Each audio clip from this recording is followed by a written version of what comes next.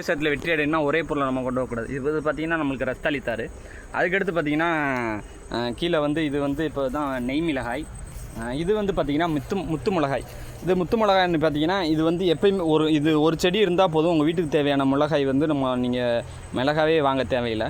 இது பார்த்திங்கன்னா இப்போ பூவாக இருக்கா பாருங்கள், பூ நிறையா இருக்கா, அதே மாதிரி காய்களும் நிறையா இருக்கா, பழம், அதாவது மூணுமே எல்லாமே இருக்கும். பூ, காய், பழம் எல்லாமே இதில் வந்து தொடர்ச்சியாக வந்து நம்மளுக்கு வந்து இருந்துக்கிட்டே இருக்கும்.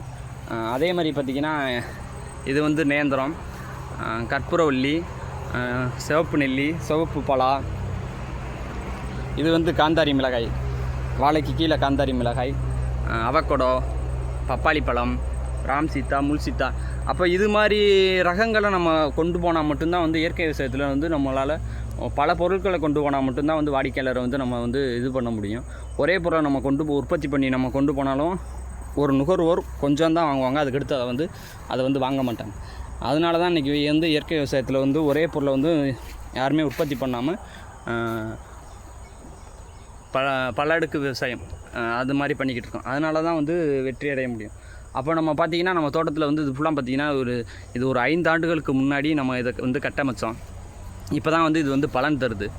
இப்போ இனி வந்து இது வந்து நம்மளுக்கு வந்து நிரந்தரமாக இது வந்து ஒரு உணவுக்கடு மாதிரி நம்மளுக்கு வந்து ஒரு நிரந்தர வருமானம் வரும்.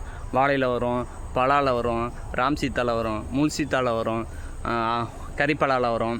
அப்போ இது மாதிரி நம்மளுக்கு வந்து இங்கே வந்து நம்மளுக்கு வந்து எந்த ஒரு வேலைகளும் செலவுகளும் இல்லாமல் நம்மளுக்கு வந்து ஒரு நிரந்தர வருமானம் வரும். பல வாடிக்கையாளர்களையும் நம்ம இருக்கிற மாதிரி பல பழங்களையும் நிறையா வாழையிலேயே நம்மள்கிட்ட கிட்டத்தட்ட ஒரு 10 ரகங்கள் வாழைப்பழம் இருக்குது.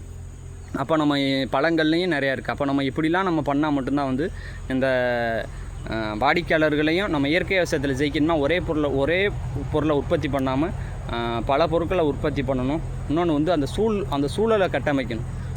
இப்போ ஒரு 12 மணி வெயில்னா கூட நீங்கள் இங்கே பார்த்தீங்கன்னா கூட ஒரு வெயிலும் கீழே படாது. இதுதான் வந்து அந்த ஒரு இயற்கை சூழல்.